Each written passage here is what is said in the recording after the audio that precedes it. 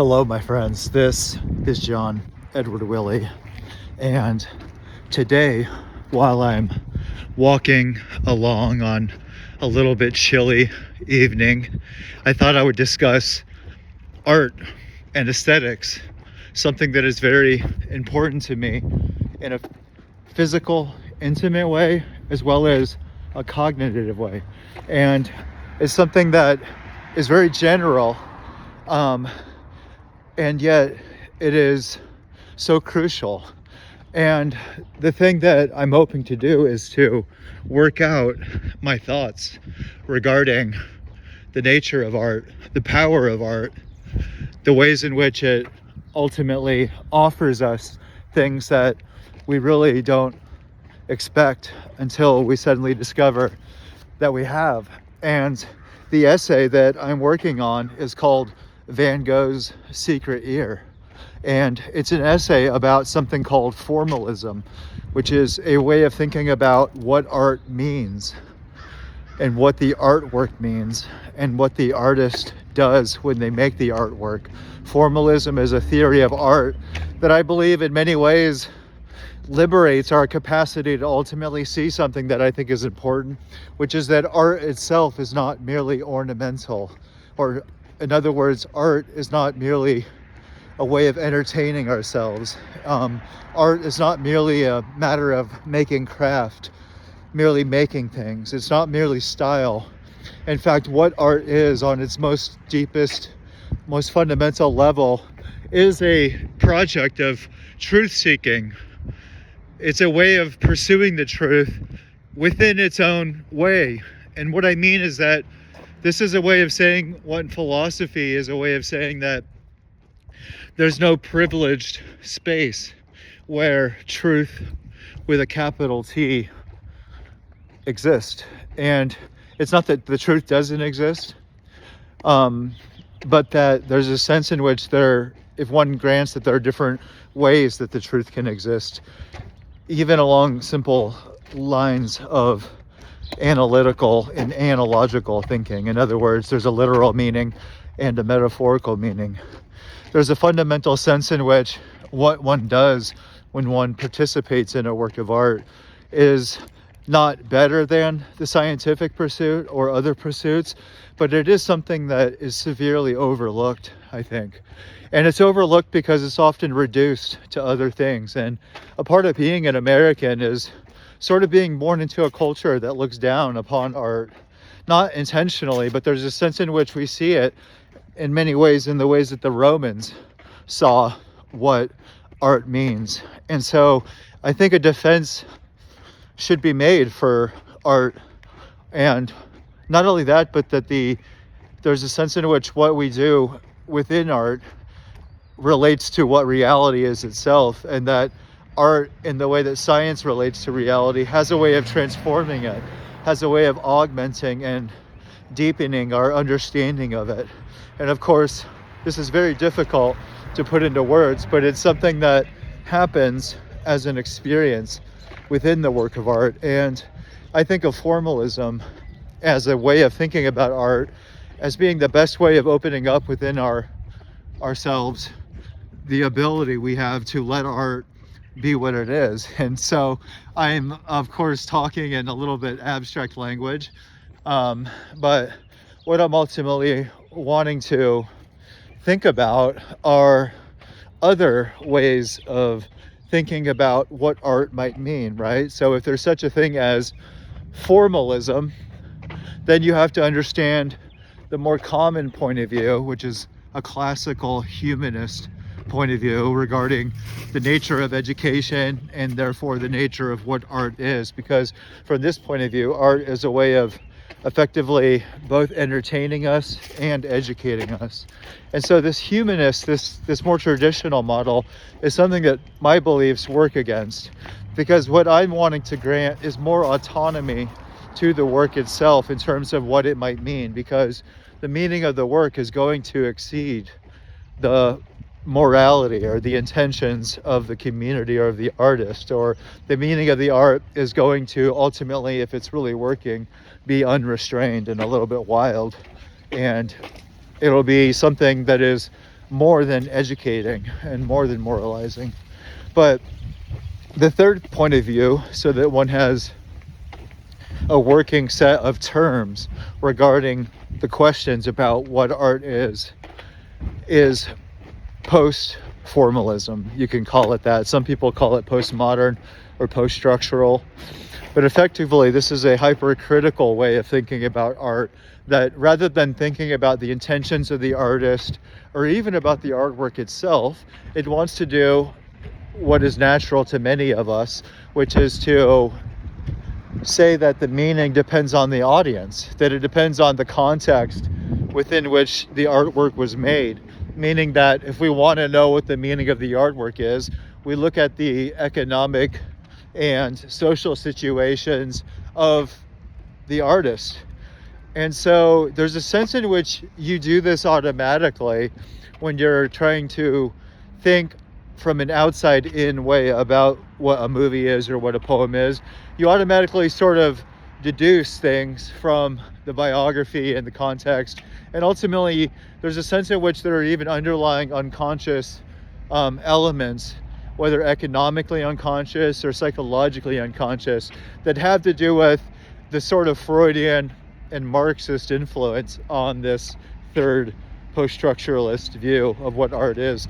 And so it's really helpful to sort of allow yourself to spend time thinking about art, whatever art it is that you experience, in a way where you're playing with these different theories, because it offers us ways of conceiving of what art might mean. And my essay is wrestling with the underlying philosophical nature of different claims and defending formalism in the form of defending a reading, a viewing of the painter Vincent van Gogh and his paintings in particular with the bandaged ear, his paintings that have to do with the apparent supposed slicing off of his ear and the sending it to another person. And so there's a sense in which Van Gogh's work itself is a perfect way of examining the degree to which the work itself in its particular form and the work itself in its particular actuality is doing something that is, in a certain level, on its own terms. And so the idea in formalism, in short, is that the work of art itself, whenever the work of art is itself doing what good works of art do, it is doing something that is like becoming its own being. The work of art has its own existence. And what that means is that it's almost like another person, because what it's doing is trying to contain within its boundaries all the complexity and difficulty of an actual existent thing that has its own radiance, that can't really be reduced to being pure material itself. In other words, when we watch a film, we suspend our underlying knowledge that that the work of art is not real. We suspend that and we allow our imaginations to disappear into a relationship with the work of art that allows it to do something that it otherwise cannot do when it's being explained merely in reductive or analytical ways. And so the thing that has to be emphasized at this point regarding formalism and what it's trying to do is to work with an exact reading of works of art, an exact reading that allows it to perform its own existence. And the best way to think about what formalism is trying to do, if you are watching a movie or looking at a painting, is that you're doing what on a certain level, ideally, ethically, you would be doing when you listen or talk to another actual person. You would be giving yourself wholly, not to your preconceptions or your theories or your ideas about what they're supposed to be, but you're allowing them to speak on their own terms.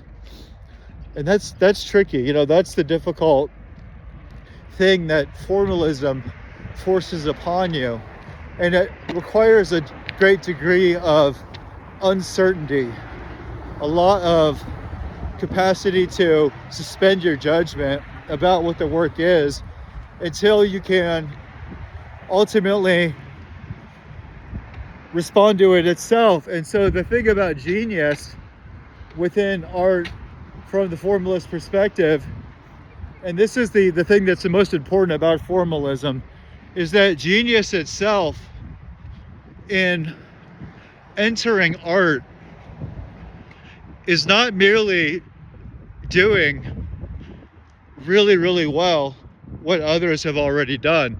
The nature of genius in art from the formalist perspective is that it reconfigures the nature of that art. It reconfigures or changes that very discipline. When you look at what Shakespeare is to English literature and to world literature, and when you look at what other artists have done in other mediums, you discover that the art itself is ultimately being reshaped by the very nature of someone who is thinking in ways that's connecting things in ways that we never could have imagined. And so that's not something that one pursues. It's something that happens in a way that is never understood except through the work itself. And the point that's being made is that this thing is what changes everything. And so that there's a sense within this that the art and ontology are related. And that sounds crazy, but it ultimately means two things. It means that powerful, profound works of art like Mozart and Bach or Michelangelo and Leonardo are not merely just awesome, they're actually effectively shaping who we are in ways that we assume that we're free of, but are inescapable insofar as art itself is not separated from culture as a whole. What we call art, what we call the humanities, has to do with mapping the vast interiority through patterns and principles and shared repetition of images, the very archetypal circuitry of who we are. And so a part of being an American, to go back to that in regards to art, is very disappointing. It's very limiting because it ultimately means that you are losing contact with the very thing that ultimately reconnects you to everything that is most important.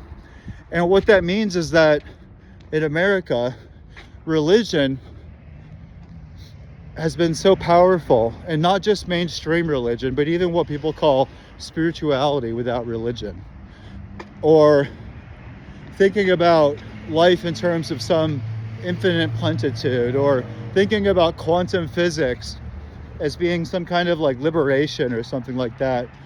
All of that is a disgrace given the options and opportunities we have regarding what art is and what aesthetics is. And that's what I'm trying to connect this to.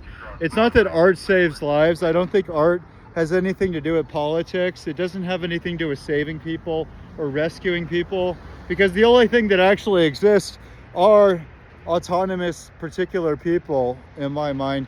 And so what art is ultimately doing is allowing them to encounter that reconfiguration within themselves.